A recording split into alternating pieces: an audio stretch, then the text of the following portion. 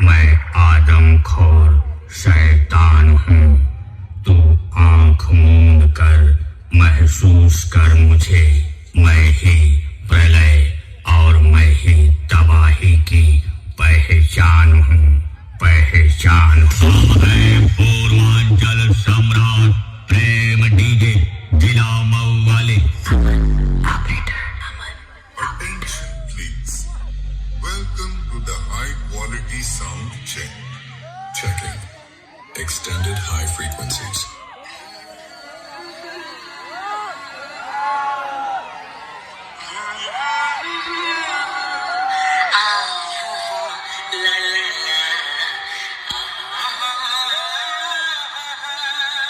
इस मेले में मैं सभी डीजे वालों को ललकार के कहता हूँ, किसी में दम है तो मुझे हराए, क्योंकि बेटा हम हैं, बाकी सब खत्म है। हम हैं पूर्वांचल सम्राट प्रेम डीजे जिला मऊ वाले।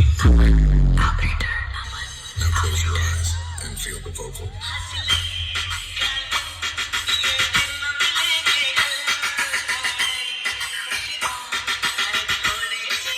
यकीन मानिए मेरा, मैं कोई झूठ नहीं कह रही, कोई झूठ नहीं कह रही। ये आदमी वही है, वही बदमाश। इसी शैतान से तो भागती फिर रही हूँ मैं।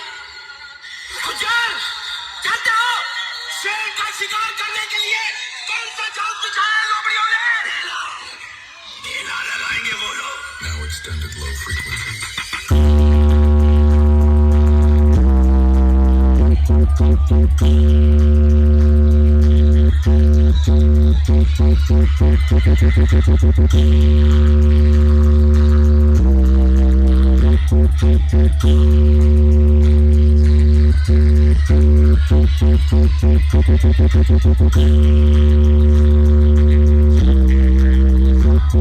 Thank you.